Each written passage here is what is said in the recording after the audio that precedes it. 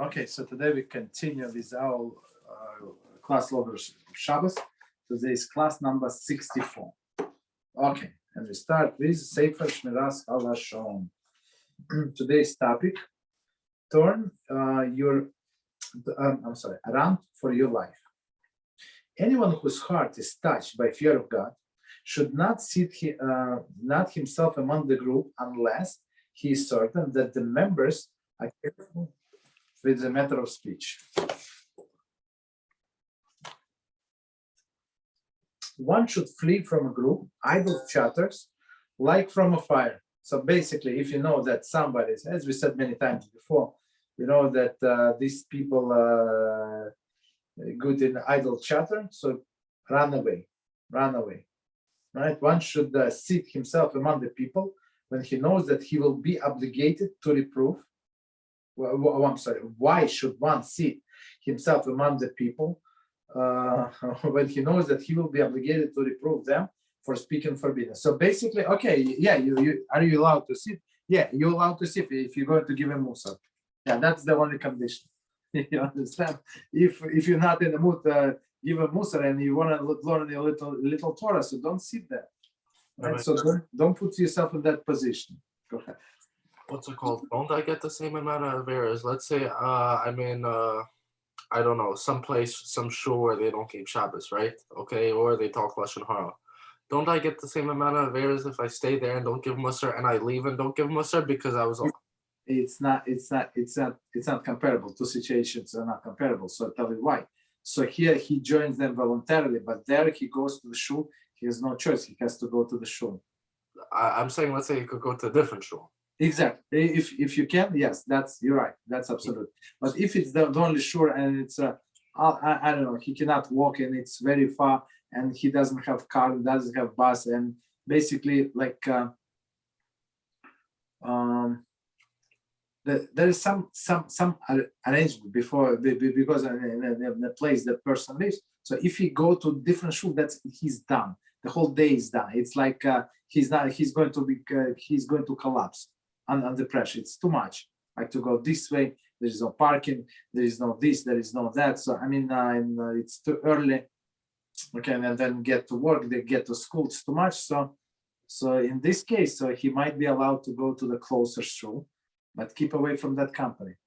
You understand? So they're not always talking. I hope so. If they're always talking, it's better to pray home. Yes. But okay. And plus, you have to pray. You always pray and ask HaShem to be merciful and send you to a good minyan, basically. Right? Okay. So continue. And if he will listen to their talk and remain silent, then he too will incur punishment. I mean, it's one of the two. You rebuke them, or you get punished yourself.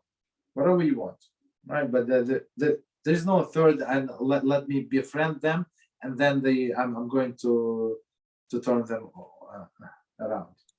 This is not an option. Yeah. We never ever use that mahalach to first be someone's friend and then make them more from. Not in a group. Individually, yes. Mm-hmm. I did this mistake. I knew the rule, right? I knew the rule, unless there is a disco rabbi. I don't remember what is his last name. It's a famous rabbi in Eretz Israel. He would go to the disco, the nightclubs, and he would get out of the nightclubs with the people and enroll them in the kollel right away.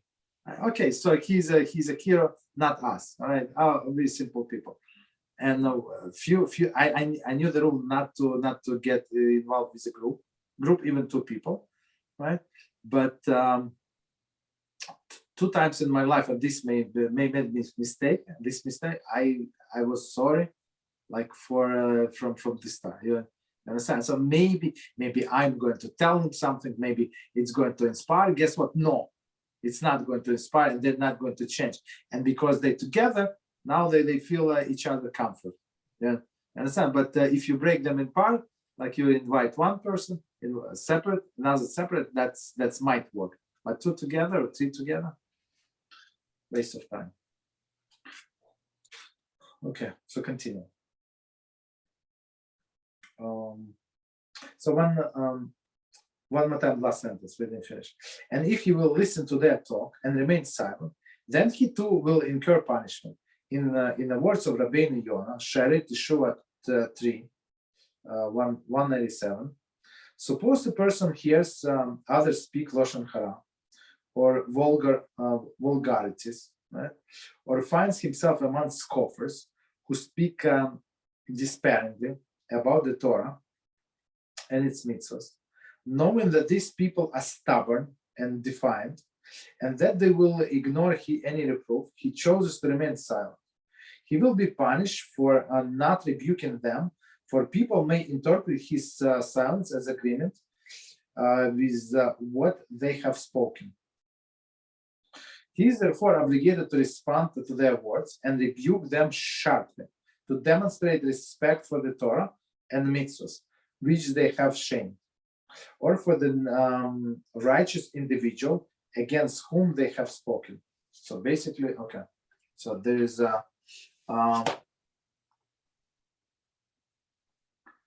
if they going against the Torah in open, right? So you're not allowed to stay silent. Basically, you have to answer, right? Or against individual. Just 1 second, let me finish. Right, so otherwise, like they see you quiet. Maybe you agree. Maybe okay. Maybe we disagree on all other things when I was speaking against, but now I'm quiet. So now I agree with them. So you stay there or you leave. So if you leave it, like everybody saw, it's not like it was time to leave. You leave as a protest. So it's also a form of disagreement. So you cannot be agree. Like and as he said, you have like stop them sharply. Sharply, you're allowed to be rude, very rude. You understand? Okay, go ahead. So 2 things. Number 1, let's say it's your rabbi that they're speaking Lashon Hara against. Do you have to say anything? Obviously, they know that even though you're quiet, you don't agree to their Lashon Hara. No, at least live there. Live. So it happened to me like I don't know, so some many years ago. I just left. But they knew exactly why I'm leaving. Right, and then I stopped responding to greetings of these people. Ignore, do not exist. So I would pass by, boom, or I would, understand? Okay, so that's it. So like he's dead to me. Okay, okay, go ahead. Yeah, when we say he's doing Lashon Hara publicly, right? And you're allowed to be rude. Does that mean you're allowed to be rude publicly as well to him? Yeah, absolutely. Yeah. Mm-hmm. Like how far? Put them down. Especially when they speak against the Torah and our rabbis. Publicly, we mean Publicly, we mean 10 from Jews, right? Or any amount. 1 million from Jews. Yes. Any amount. So it can be less than 10. Yes, but less than 10, like push hard. Hard. Don't, because some people like they look at your reaction, right, and see how you're going to react. I see people check my reaction sometimes, and many times I ignore, right, to lead them into a trap, and then I explode. When I explode, it's I mean, it's not like whatever. I mean, these people, whatever, they corrupted. The core is corrupt. You understand? So for me, they're dead. But if they want me to say something, I'm going to say. I'm not going to be quiet. Basically. Okay, this obligation is one of the factors which require a person to leave the company of the wicked, lest he listen to their evil talk and refrain from responding. Okay. Thus did Shlomo HaMelech state, do not envy men of evil, do not desire to be with them. So that's this men of evil is usually the most popular people, right? like the most outspoken people, the more like they laugh very loud, and everybody wants to be invited to their events and stuff like that. That's understandable. For their hearts think of plunder, right? And their lips speaks of wrongdoing. So Mishlei 24:1-2. So just to clarify what I say, my position. So most of the time it's for no constructive purpose to fight with these people. You understand? Nothing or even answer. So I ignore. But sometimes when they push, like do a little over, so I will respond. And most of the time, one-time respond they got, because people do not want to get embarrassed. And when they get embarrassed, one time basically is enough. Okay. So we decided to do the rules of Shabbos today. So let's see.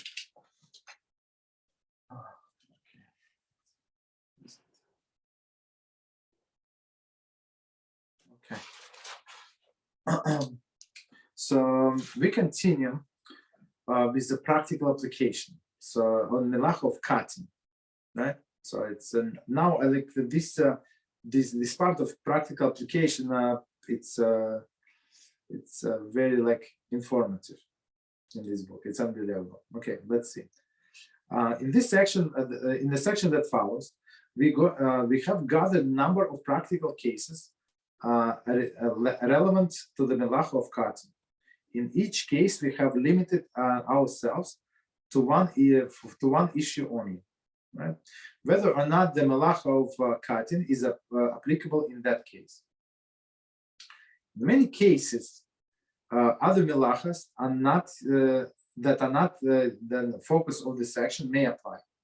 Even if a particular action does not violate the prohibition against cutting, it may be violate the other Shabbos prohibitions. So as we said yesterday, when we were looking at this example of a leaf and a branch, and we said that does not make sense. Meaning does not make sense. It does not break halacha of cutting, but it says it breaks halacha of reaping. So I mean, we have to understand that. So okay, A, cutting or tearing a paper. Under the melacha of cutting, a person is forbidden to cut or tear a large piece of paper, or a tin foil, or plastic wrap into the smaller sheets of precise size on Shabbos. Okay. If, however, one cuts a tear paper without regarding its size, he has not violated the melacha of cutting.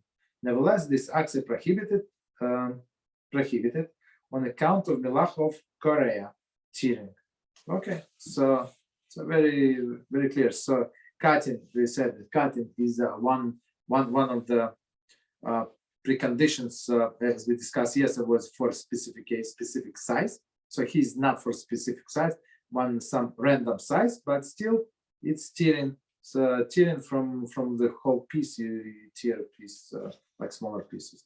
Okay. B, tearing plastic bags from a roll. It's like they mean like in a fruit store, right? Or in a store when you want to get yourself a bag. That's the thing. One is forbidden to tear a plastic bag from a perforated roll. This is because the tearing must be performed. The tearing must be performed on the perforated line in order for the bag to be functional. Hence, this is the act of tearing to specific size. I mean, they say tearing, but it's actually, I don't know. Let's use the word cutting, right? Because cut is one melach and tear, as we said, another. Okay, to specific size for the purpose of making the torn object usable. Therefore, it falls under the melacha of cutting. I'm not sure how many people have these rolls in their house, right? But I think it's very, very good example in general. Let's say you have this plastic bag roll in your house. So first of all, you tear according to specification, right? You have on perforation, and without this tearing, this bag is useless, right? So after you tore, so now it became like an individual object that you can use. So which is according to all of the conditions. Continue. C, tearing toilet paper on its perforated lines. Okay. According to some poskim, tearing toilet paper on a perforated line does not violate the melacha of cutting. This is because it makes no difference to the person whether or not the toilet paper is cut to the precise size. To point the point of perforated line is not govern the size of the sheets, but to make it easier to tear paper. Nevertheless, one is forbidden to tear toilet paper on Shabbos, for it violates the melacha of tearing. Okay, so let's try to understand. It's very interesting melacha. So first of all, we said what? That according to some poskim, so since a person does not care how long the piece of the toilet paper he's going to tear is if it's perforation or neck, like in the middle of this sheet. So basically he does not care, right? So maybe it's that does not violate the melacha of cutting to specification, maybe because that's not what his preference, but still it's tearing. You're not allowed to tear on Shabbos. Okay. D, opening small packets of sugar and salt, etc.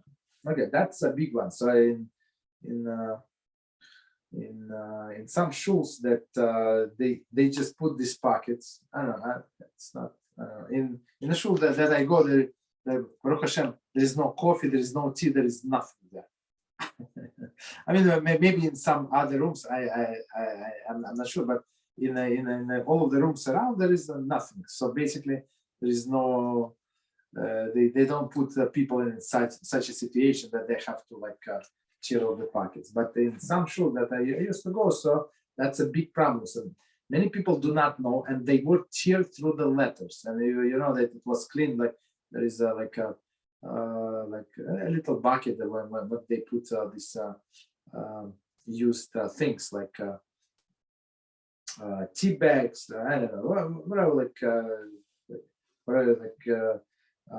packets from the sugar. So I saw many times that they tear through the letters, which is absolutely forbidden.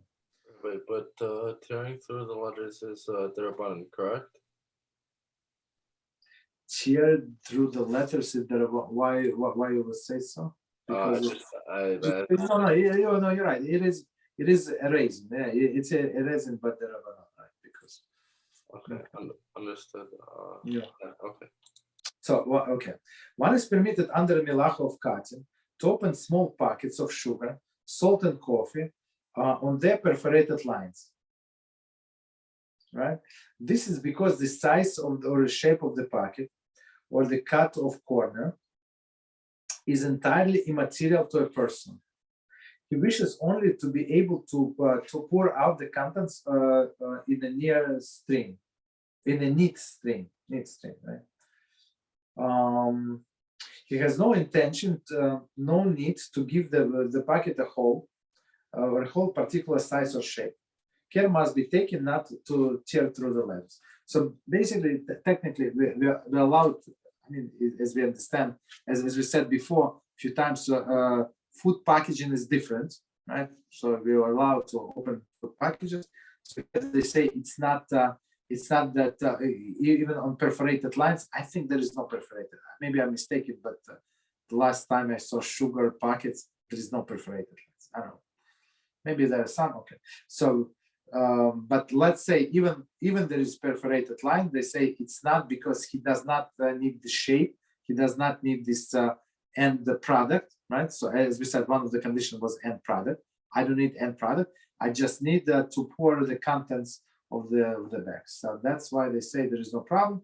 But one more time, the biggest problem is not to open, but not to tear through the letters. And I remember at one shul I saw this what is it? The sweetener, this artificial spans, or whatever it calls. What is it, like a pink color, right? So and it's very hard. So and I check out the packets. It's very hard, to not to cut through the letters. right? It's like it's written all over the instructions, stuff like that. So yes, Israel, sorry, go ahead. Yes, I got stuck in the previous about, because I understood that you are not allowed to cut toilet paper under any circumstance. But when you say according to some post-scheme, these post-scheme are the majority? No, okay. So even they majority or minority does not matter, right? So I tell you why. So they say even though we don't violate the melacha of cutting, we are still violating the melacha of reaping, tearing, the melacha of tearing, and it does not matter. You tear on a perforation or you tear in between the sheets. Does not matter. But just I'm not sure. Are they going to explain or not? Here, for example, somehow, okay. So one second. I hear your question. So let me explain the whole situation with the toilet paper. And it does not say some, maybe in different volume. I'm not sure. But let me explain the solution. So basically, there is one very important concept in Judaism, right? What is it? It's the dignity of the person. So Torah is very like it holds the dignity of the person in a higher stance. You understand? So the person who went to the bathroom, he cannot go out without using the toilet paper, right? And some other things. So they say he can tear in an unusual manner, right? Last time we were talking about an unusual manner. What does it mean in unusual manner? So usually you tear toilet paper, for example, with your hands, right? Okay, so if you have scissors in the bathroom, you can cut with scissors. Okay, it's unusual manner. But usually they say like do it with your teeth, right? With your teeth, you to tear off in the middle, preferably not in and that's it. You can use it. Because here it's very common. I don't know if it is because of the country. I don't know, but here is very common the toilet paper that is pre-cut in perforated lines, and I have just heard that it is permitted to cut in these sections. I'm not sure. No, I didn't. So you said in your countries, what they come in small pieces, like pre-cut with like how big? Can you show me like how big? Okay, so okay, wow. So in sections. But it's a perfect size. We actually have to pay extra for this. There is a Shabbos toilet paper that you have to pay extra, or you just cut it simply yourself. Right? You prepare before Shabbos. You prepare like a box, and that's what you use. Yes, but I mean that it's not 90% pre-cut because it still is united with every section of the roll. I didn't get. So one second. So they're still on a roll. They still yes. But the okay. majority of the sections are separated, but still they are joined with a small point across the sections. So my question is it permitted to separate this? I would say the best would be to separate before Shabbos. The best. Because my confusion is because recently, just minutes ago, we heard that according to some post-scheme, this perforated paper is allowed to be cut on Shabbos, but yes, I really don't understand. I really don't get it. Exactly. So they say according to them, it is permitted to cut on Shabbos, but in the end of the sentence was, so it does not violate the melacha of cutting, but it does violate the melacha of tearing. And when you tear, it's not to specification, to any size. You just tear from a big part, you tear whatever smaller part. You understand? That's so. Even as we said in the introduction to this section. So as this rabbi said, maybe it's not going to violate this melacha of cutting, but it might violate other melachas. Oh, so in conclusion, is not allowed. Not allowed. No. Okay. But in that case, I mean, I don't want to confuse you too much. So the proper way to prepare all of this cut, like single use to toilet paper, whatever is it, so you prepare before Shabbos for sure. If it's almost attached, it's like attached like a factory defect. For example, it's supposed to be pieces like that, and in one point it attached. So right with the next piece. So I would say you can rip it, right? You can tear, because why? Because it was not supposed to be like that. It was not meant to get attached. You understand? And it's only small point. It is like they're not attached. Also, I hear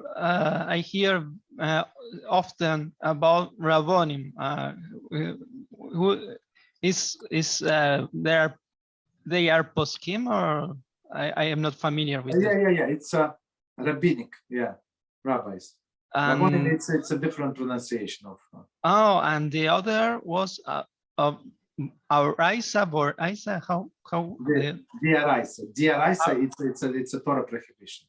We have Deraisa, it's a Torah prohibition, and we have Derabanan, which is rabbinic prohibition. Okay. I mean, okay. Sometimes I translate, sometimes I don't translate, but okay. So yeah. All right. So we good? Continue. Yes. All right. So next one, E. Cutting piles. I'm sorry. Cutting pills. Suppositories. Okay. So sometimes they prescribe you a pill, but they say take half a pill. Right. Rabbi, a question.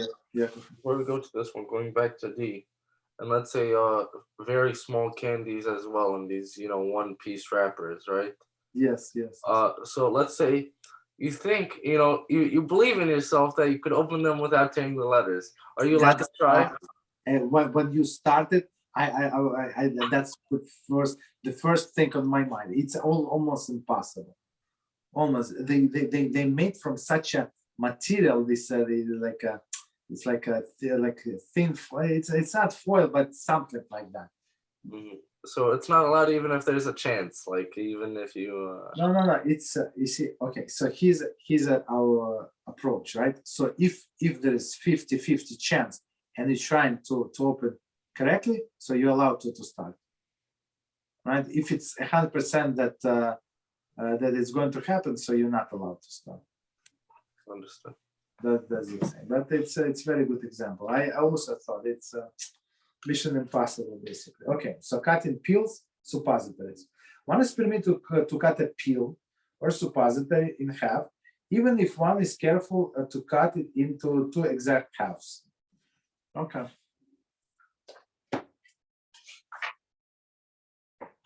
Cutting a candle.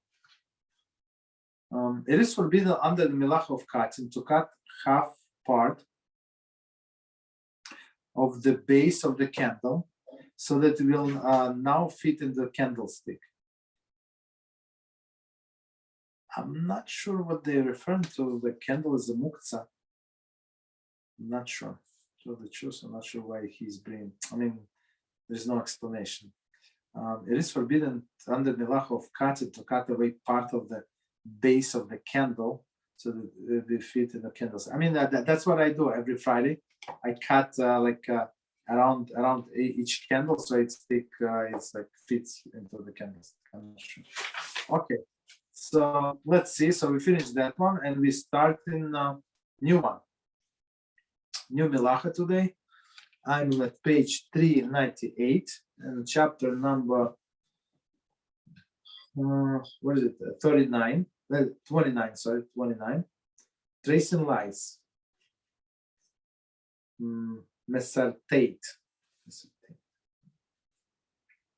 The Melacha of Mesartate, tracing lines, is one of the 29 Avos Melachas that are prohibited on Shabbos. During the construction of the Mishkan, lines were traced on the heights of the rams and tehashim, so that they could be cut into the precise shapes needed to covering of the Mishkan. So it's very interesting. So when so they would skin these animals, right? And in order to make this the skins into the curtain, and not the curtain, into the cover or stuff like that. So you have to like cut precise pieces.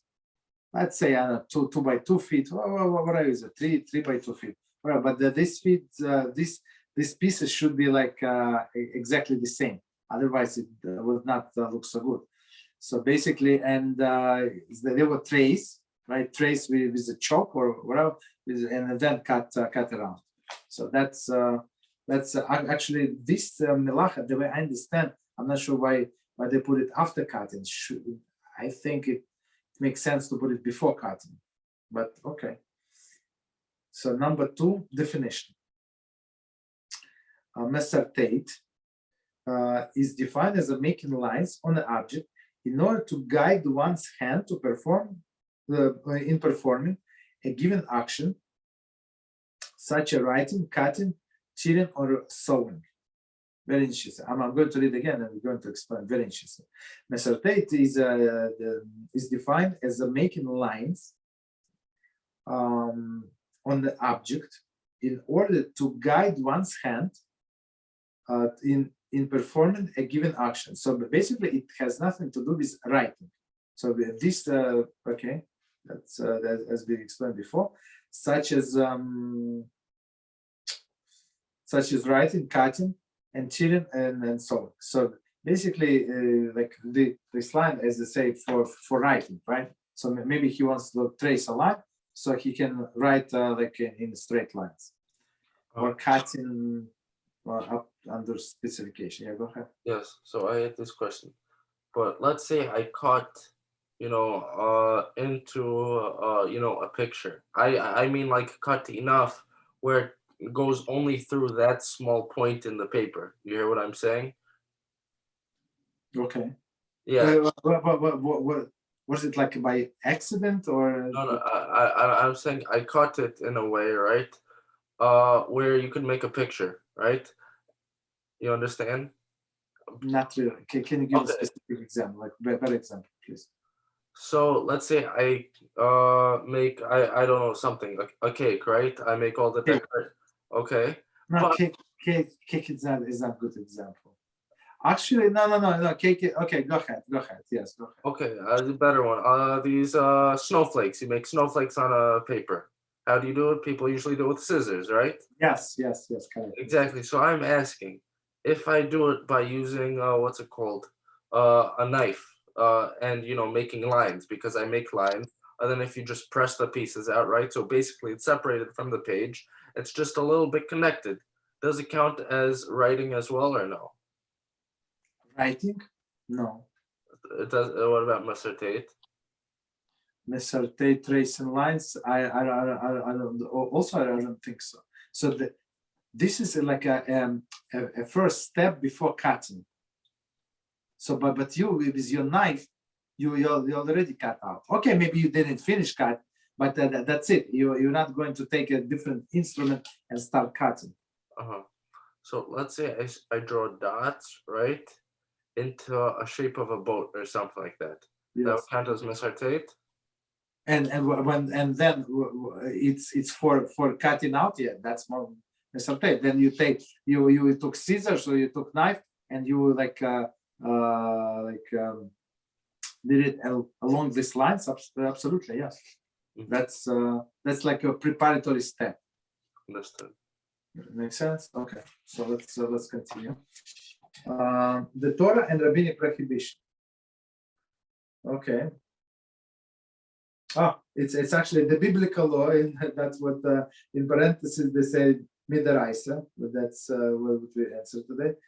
The biblical law, mesertate is forbidden only if the lines are sewed in the lines are of a sort that can remain permanently and will not disappear in their own accord.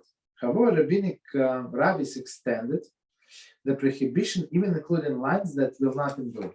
Okay, so it's same as with the writing. So the biblical is the things that were the ink or whatever the pigment that we use for writing is permanent.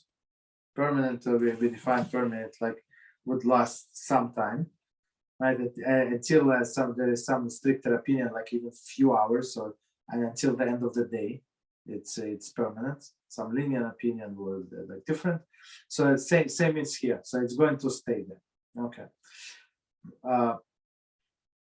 Part number 4: methods of performing the melacha. Mesarteit is forbidden whether performed with a utensil or by hand. Okay. An example of mesarteit performed with utensil would be drawing a line with a pen to guide one's writing, or scratching a mark with a knife on a plank of wood so that it can be cut in a certain measure.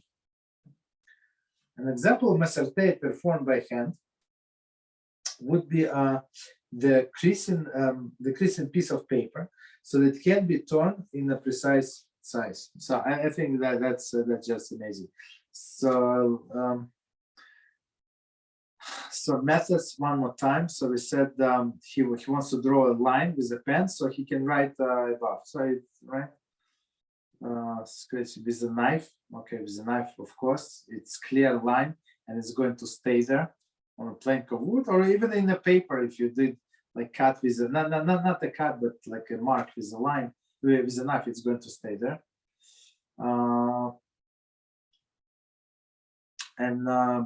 By hand, I mean maybe there are other examples, but I would say even if with a nail, right? You have your nail and you're like and push it into the page for some contracted purpose.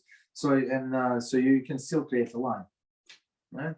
Okay, but they still that you take the page, you fold it and you like do the creases. So now you can rip easily. Okay, creasing the page. Okay.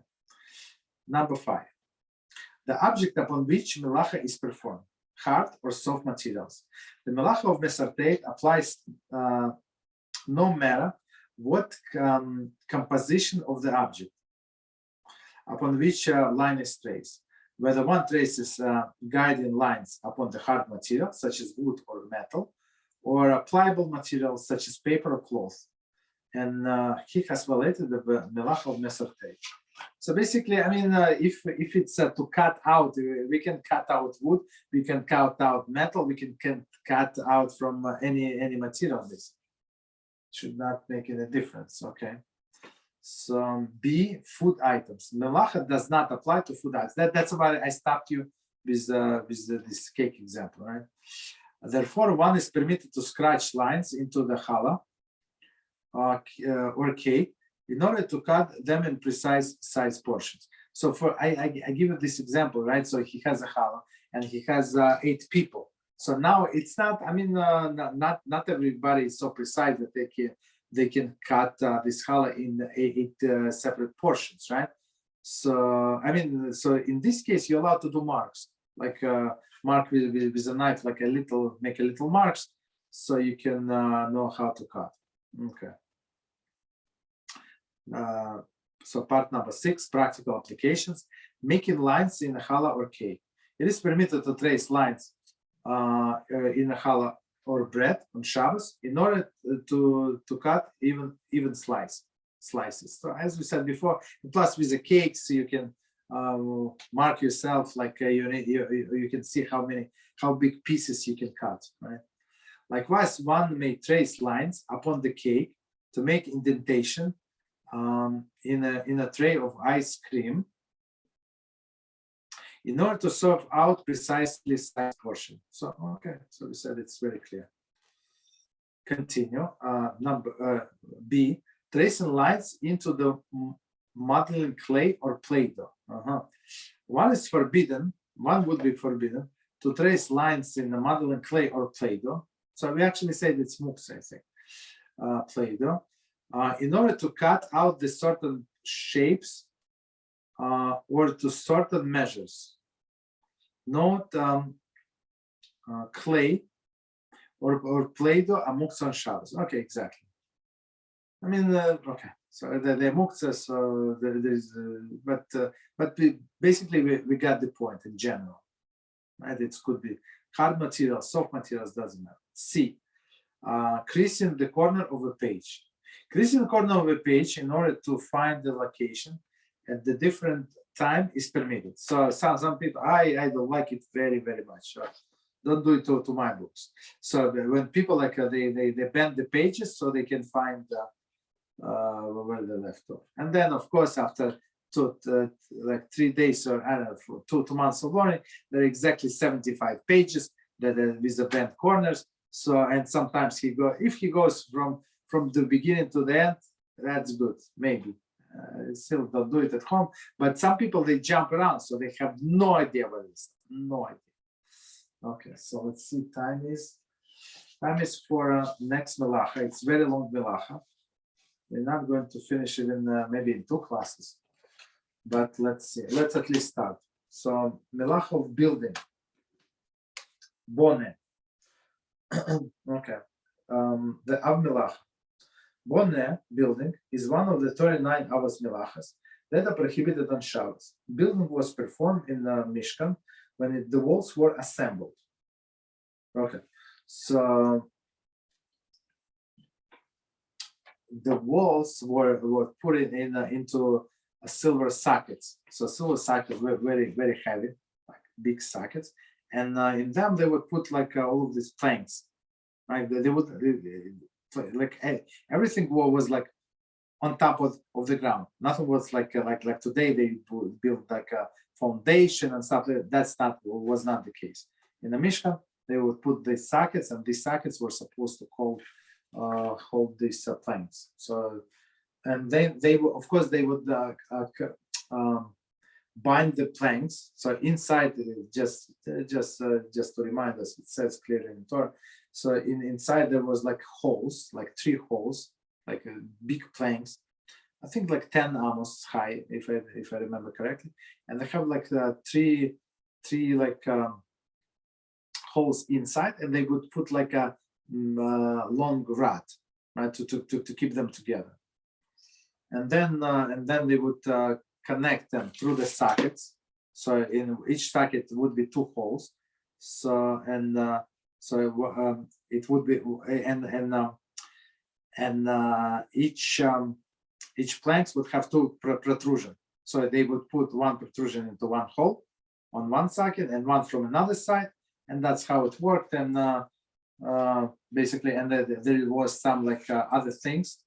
I don't know how like I don't know what it called, like some braces, whatever they would put on top. So they would hold together from the sockets from the bottom, from on top with these braces, and between them there was like three things that would hold them together. Okay. So that was wall in a Mishkan. Number 2, definition. Bonnet building can be loosely defined as a bringing together and individual components to form larger whole, right? There is joining of beams and planks to form a structure. However, from halakhic standpoint, it includes numerous other activities as well, as will be explained below. So it's very, very interesting. So they say you have several separate components and you put them together, and it's not allowed. So in simple words. So it does not have to be like a wall. It could be even some smaller components of something that you put together. Like I would say, like maybe the simplest example, you have a doorknob, right? So doorknob is a separate, and door is separate. So now you combine them together, and some useful component that came out. maybe not kapor, but the useful object. Okay. So number 3, Torah and rabbinic prohibition. So okay. So some people pronounce rabbinic the definition. But we pronounce as rabbinic definition. The Torah prohibition against building on Shabbos applies only where the result is intended to be permanent. For example, where one constructs a permanent structure. Okay. However, the sages extended the prohibition to include the acts of building that are intended to be a temporary duration only. Okay, so let's read the commentary, and we're going to explain what it says. In the context of Shabbos laws, there is no absolute definition of permanent. Yeah, that's what we said in the beginning. All depends upon the structure being built and the intention of the builder. So meaning, did you have intention to undo it, right, before the end of the Shabbos, or before the end of the 3 days, or as we said, even before the next Shabbos? Same exactly concept is with the nuts. Remember nuts? What we said? Okay, that's exactly the same concept. Yeah, go ahead. Why can't you're saying intentionally means like that, but couldn't intentionally mean, for example, I forgot which malacha it was, but anyways, let's yes, for reference, writing for reference, right? Enough time to look back at it for reference. So let's say I build a tent, right? A tent. Okay, I go camping, I build a tent. Now, if I can use that tent for those 2-3 days that I need it for, right? Maybe that counts as permanent.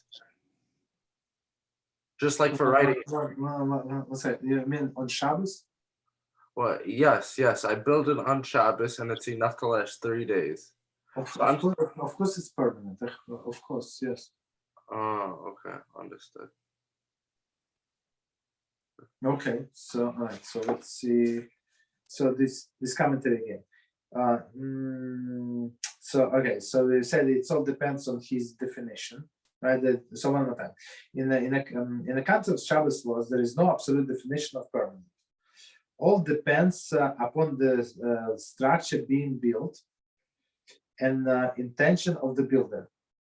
However, since even the act of temporary building, in any case, in any case, places one violation of rabbinic law, we have not elaborated here in the requirement of the permanence.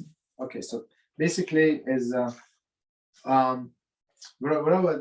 David just said, it's actually different melacha. Maybe this also, but it's still there's melacha. You're not allowed to create tent. So tent and building, 2 separate melacha. So it could violate, of course, if you need that to, like, I don't know. First of all, you have to put pegs, right? I think. I'm not sure, always or not always, like into the ground to hold it to the ground, stuff like that. So there are many melachas with this tent. Right. Right. But what's it called? If someone builds a fort, right, in his house, that also counts, because I only need, let's say I only need the fort for an hour, and I build the fort to last me an hour. That counts as permanent? He built what? A fort. You know how they do for little kids, a fort? Oh, for little kids. So I heard the fort, but I thought, well, why would you okay. But how did he build it? From what? Use the couch, use this, so on and so forth. It's not considered like a separate structure. It's just you move the, I remember it was my favorite when I was little, right? So you use chairs, you use pillows, you use blankets, stuff like that. But yeah, it's not permanent, and it's not permanent, and it's not new structure. You understand? What's it called? But let's say someone were to actually build it, right? Wood and this and that, so on and so forth. Then let's say I only need it for 30 minutes and it only lasts 30 minutes. It counts as permanent at that point? No. When does it count as permanent then? So I think after, if he does not have any intention, it's first condition, first option. condition, whatever you call it, when you don't have intention to demolish it, you understand, or unassemble, right? So okay, I built it. Okay, let's go eat. Let's say, right? So in this case, he had no idea when to take it apart. That's the issue. So in this case, it's permanent. So even if he did it 30 minutes later or 15 minutes later, it is permanent. If it's his, if for example, his mother said, right? I mean, about anything. So okay, I need this room like by 3 p.m. Guests are coming at 4 p.m. So in this case, even if he did not have in mind, but it was at the beginning, as we understand, it was temporary because they needed it to be like disassembled until that time. So if they have kavana for it to be disassembled 30 minutes later, it's not permanent. Yeah, it's not permanent, but our rabbi said not to build it to begin with. But let's say I wanted it to last a long time, right? But it happened to break after 30 minutes, it still counts as permanent. Of course. Okay, got it. Understood. Because one more time we go by your intention. Your intention was to last for a longer time. Should we start? Next section. Okay, so let me just read an introduction and we're going to go to the questions because it's like different sections. So number 4, activities included in melacha of building. It is common in its common usage. The word building refers to the construction of a building, such as house or a barn. Okay, house and a barn. However, in its halachic sense, the term included a number of activities that, while not generally classed as a building, are halachically classified as such, right? So technically, I mean, nobody called it a building, but halachically, they are buildings. Here is the list of activities prohibited under melacha of building. A, improving ground, right? So improving ground, that's how you start any construction. They come and they level the ground. I don't know if you ever see that people, usually 2 guys, and this, I'm not sure what is it called, this instrument, and they like look like monoscope. They will look and try to see like how it should be like leveled, right?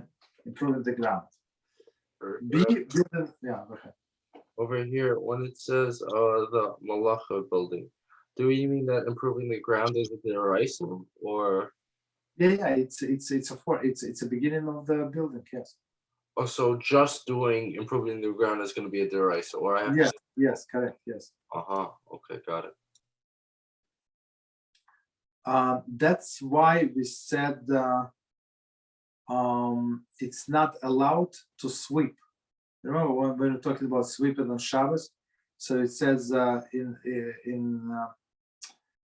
Melacha said you're not allowed to sweep, but only when you have earthen floor. So today we say we have hardwood, we have tile, we have different kind of like harder surface, so it does not apply. But in all the days when they didn't have like real floors, it was like the house was built on the ground and you have earthen floor, so you were not allowed to sweep. Why? Because you would level the ground. It's like you prepare this ground to the building of the building. You understand? Even it was not your intention, but that's improving of the ground. That's what we said before. Okay. B, building a structure. So actually, building a structure, that's what we figured, like normal way. C, a repairing or adding to a structure. So it was like I don't know, the piece of wall is missing, and now he's trying to fix this piece of wall for sure. Right. Next one, D, assembling movable utensils. So it does not have to like a building. It's not only like huge things. Building could be. I give you a good example. I think. So you have a broom, right? And you have a broom and you have broomstick. So if it came apart, so you're not allowed to put them together. You understand? This is 100%. It's a building. So moving the utensil. So we'll elaborate on each of these different categories. So I think we can stop here. Next time we're going to start with this piece and go into all of the details. So it's one of the, I think it's one of the longest melacha. Maybe not. I don't know. A question. Please, yes. If the broom and the stick was not bought recently, it still is a violation? If it's like if it's undone, for example, you need a stick. So in where we live, this thread of the stick, it's universal, right? You can use it for broom, or you can put it on shovel and use it as a shovel. You can use for many things, right? So if he unscrew the stick, he cannot screw it back, because now you created like almost like usable utensil. But I mean, in the example, it was recently bought items. But what's the difference? Please explain. Why do you think it is a difference when did you buy it? No, I mean, if this melacha also applies, if you have old stick and broom apart in one corner of some warehouse, still is a melacha? Yes. To put the pieces together, yes. I thought it was only if it was some package and was not open. No, it doesn't matter. Doesn't matter. I mean, you see, that doesn't matter. It was ever assembled or not. I mean, maybe. Okay, maybe. If it was, if he was trying to unscrew and then screw, maybe it fell off and stuff like that. Maybe in this case, since it was working condition before Shabbos, and now something happened, and a little child played with that, let's say, right? So maybe in this case, we would allow him to put it back together, because it was unstable before. Also, it's forbidden, I think, to how brush the floor with dirt, to get out of the dirt. It is forbidden on Shabbos. Say that about brush what? The floor, the dirt on the floor. No. What was that? If it's a hard floor, like a wood floor or a cement floor, there is no problem. Oh, I thought it was forbidden to clean dirt in Shabbos. I mean, just to clean for your Shabbos needs, there is no problem. So you're eating something and something fell on the floor, right? So some I don't know, syrup. So you're allowed to sweep and throw out, of course. But for example, starting the project of that's cleaning the room, the house, exactly. That would be forbidden. It would be forbidden, but it would be forbidden under different prohibition. We have a general prohibition that you're not allowed to prepare for a weekday on Shabbos. So whatever you're doing, it's like to save your time on Sunday or other days, it's forbidden. And what about if this cleaning of some room of the house is exclusively for Shabbos because I forgot to clean, for example, I forgot at the week passed. And yeah, no, that's less. So if you forgot, you forgot. So if something like happened on Shabbos, or you like it's not presentable. For example, you have a guest that are coming over, and as you said, and you forgot, and it's only in this corner you forgot to clean that. So yes, you can clean it. Yes. So because it's for Shabbos needs, but not for preparation on a weekday. Okay. I have another question about building. I read somewhere some time ago that the putting light on is not really putting a fire on, but closing the circuit, the electrical circuit, or it is what? Okay, so I mean, you go into totally different direction. So I give you like summary. I give you a summary. So I think altogether it's like 5 different opinions. So to turn the switch is not allowed. Period. That's not the opinion. That's halacha. But there is I don't know, 4 or 5 different explanations why it's not allowed. So one explanation is, one opinion, because you as you said, you closing the circuit, right? Now it's open, so you close with the switch. Okay, so it's like this is melach of building. So it was not, it was broken. If like broken, I say in double quotes. So it was something that broken, and guess what? Now you fixed it, right? Others say no. You know what the problem is? That you do something at nolat. We were discussing the concept of nolat, right? Nolat is something that came into existence on Shabbos. What sparks? So when you turn on the switch, so you have some sparks, like tiny sparks, and you creating these sparks. That other people say that. Other people say that you cooking. So the cooking what? That the wire, like inside is copper wire, right, or whatever wire. So it warms up the insulation, and sometimes it can get so hot, so technically it can cook, right? So to the temperature is, as we said, that your hand would recoil. So even though it's not going to cook the insulation, because insulation is from the top and resistant material, but technically, if it would be some other food, it would cook it, basically. So I mean, the main issue with the lights, I was thinking it was that it was creating a fire on Shabbos with the lights, but I'm not sure. No, okay. In another one is a light, but lighting is not in the switch. So you started talking about switch. I'm answering about switch, but light bulb in a different place, of course. Yeah. But anyway, even if you, for example, if you have this LED light, so I'm not sure. I mean I never look into it, but I think this LED is not fire. You understand? But even if LED is not fire, so you're still not allowed to turn on the switch. Okay. Okay. Any other questions? Yes.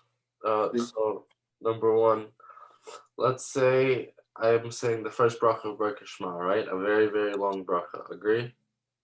Right? Birkat Shema. Yes. Okay. Yes. So let's say it so everybody understand. So we have Shema. We have Shema, and we have blessings before Shema, and we have blessings after Shema. So now we're talking about this long blessing before Shema. Yes. Go ahead, please. Okay. So long story short, let's say it has Hashem's name 20 times. Let's say, okay. No psukim. Let's say it had 20 times. Okay. So I said Hashem's name 12 times, okay? I already got through that much of the bracha, all right? But then, after that point, I forgot, maybe there is a hefsek, maybe not, interruption, okay, right? So you're not sure. So what do? You have 2 choices now, okay? Your choice is either stop right there, okay? And you either said, and right away you said Hashem's name in vain 12 times, agree, because you didn't finish the bracha. Or you can keep going with the bracha, and because there was a hefsek, maybe say Hashem's name in vain 20 times, but maybe you didn't say Hashem's name in vain 20 times, and you actually did say the bracha correctly, because you're not sure if it was actually in a hefsek. So what do you do in that situation? So this is not, if it was hefsek of silence, it's not a hefsek. And if you completed this part of the bracha, so you can just continue. So just continue. That's it. Understood. Okay. Thank you. You're welcome. Any other questions? We stop here. One question about somebody who is working, if he's allowed to finish work on Shabbos. No. Why would you think that he would be allowed? For example, some people who serves in a restaurant, for example, it is sunset. It's getting sunset, closer to sunset, and for one reason or another, the boss said to him, "You have to continue." Is he allowed to finish, or he must stop? No. So for example, so when I was working in the office, right? So I would tell them on Friday, especially in the winter months. So now the Shabbat starts like candlelight in 4:30, for 25, like very early. So I would have to work. I told them I have to work till 1:30 p.m. So they did not allow me to work from home for whatever reason. Okay, so and it would take me like more than 1 hour, 1 hour and 30 minutes, 40 minutes to get home. And so it's very long journey basically. So I needed at least to leave, to be on a safe side, like 1:30, 1:15 p.m. That's it. I mean, everybody knew I'm not stopped. Nobody can stop me. It's this emergency, that emergency, does not matter. You understand? But person cannot put himself in such a situation that he might be tempted to stay over. So if you say I'm living at 1, so this boss does not need to know. When the candlelighting, when schmendelighting, it's not his own business, right? You said I'm living at 1, I'm living at 1. And I tell you the story about our greatest rabbi in America, Rabbi Moshe Feinstein Zatzal. So it was one of the winter days. Okay, of course, Shabbat starts early, and it was right before the Thanksgiving. Right, Thanksgiving here is I think last Thursday of November, if I remember correctly. Right, so it's here's a winter. It's a like very short Shabbosim and stuff like that. So it was about one person, and was it? No. Was it? Maybe maybe it was December, before the December 25th. Maybe I'm mistaken, right? So December 25th, very like 4 p.m. for something p.m. as the Shabbat starts, and this guy had a like, what is it? This gift shop in the Lower East Side, right? Lower East Side, and where were a lot of Jews, where Rabbi Moshe Feinstein Zatzal and stuff like that. So and when you want to close early, when you want to do the will of HaShem, for you, in order for you to get reward, you have to be tested. You understand? There is no reward without tests.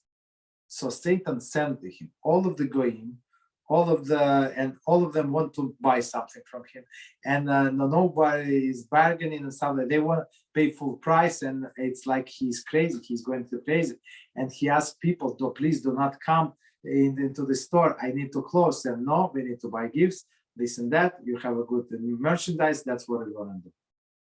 And he called Moshe Feinstein Zatzal and said, Rabbi, it's 2 hours before Shabbos. People are not budging. I mean, I don't know what to do. They're still in the store. Rabbi said, you have to close. 15 minutes later, Rabbi, I cannot, they're not listening to me. They want to buy. Rabbi said, you must close. Like 1 hour before Shabbos, he said, Rabbi, if I'm not going to leave in the next 15 minutes, I'm not going to get home on time. That's it. So Rabbi said, you have my blessing, do whatever you need to do, get closed. So this guy starts like screaming, fire, fire, fire.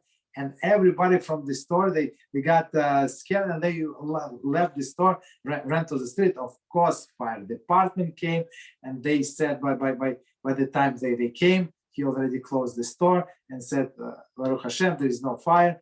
I had to do it. And of course, they gave him penalty, and it's not free, big penalty.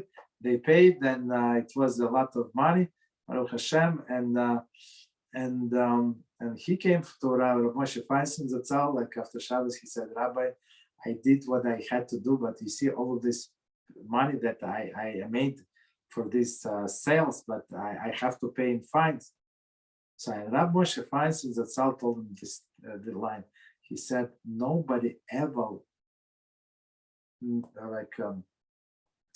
missed something lost something when he was following the will of HaShem. And it says, and this person is telling the story. He said, 2 years later, I bought the whole building. You understand? Not only store, I was renting the store, I bought the whole building. That's how HaShem blesses. You understand? So boss can say whatever you want. I have a bigger boss. You understand? So when you know that you have a bigger boss who pays you money, so you think that that's from this restaurant. If you're not going to stay in this restaurant, that's it. He's going to starve you and your family. You're going to die. That's what you think of him. Just because you decided to keep Shabbat, now he's going to kill you. That's how, right? It's not logical to think so. Okay, David, sorry, go ahead. As far as I know, you're actually not supposed to work the Erev Shabbos either, pretty much, right? Exactly. So they say it's proper. So not to start big projects after afternoon. Yeah, it's a big project that you'll be tempted to finish. For example, painting a wall. So I know firsthand. So whatever I estimate is going to take me to fix something, to paint something, so it takes that 3 or 4 times more. Don't ask me why. And I always say, no, this time I estimated the time correctly, and I added to 25% in case I'm wrong. Every time it takes much more time. You understand? So, so this kind of project, they say, do not start after afternoon. That's it. And for example, in my case, when I was working in an office, so I could have stopped at 1:30. So, and they say there is a preparation. So I have somebody in my home who would do preparations in the house. So basically, I needed to do only candles, like things that would take me 10 minutes, let's say, right? And I have a little cloth. Everything is ready, so it was allowed to work even past the afternoon. Okay, we stop here. Yes. So one second, let me stop recording 1 second. Stop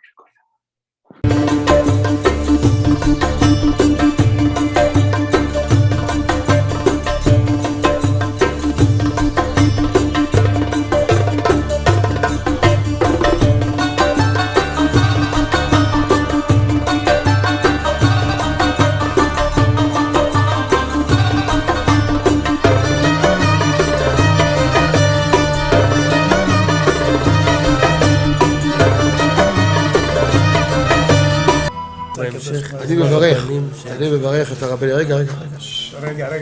אני מברך את הרבנים, הרב ירון ראובן, הרב אפרים כחלון, ראשי ארגון בעזרת השם, שהלכו בפי עליון, שעלו מעלה, יהיה להם ברכה והצלחה, הקדוש ברוך הוא ימלא בישועות ליבם לטובה ולברכה, שבכל מה שיפנו ישכילו ויצליחו, יזכו לעשות כאלה וכאלה, הודיעו תורה לאדירה, אמן ואמן. בעזרת השם רשת בכל הארץ. הוא היהודי הזה, הוא היה מיליונר, סגר את כל הביזנס, אמר אני משקיע פה בעולמה של תורה. איפה הוא גר? בפלורידה. פלורידה, איפה זה פלורידה? באמריקה. במיימי. כן, ליד. אנחנו שם עכשיו הולכים להקים קהילה ספרדית. חזק אותו בשמי. קהילה ספרדית גדולה. תעבירו מה שבירכתי אותו. כן, קהילה ספרדית גדולה. אני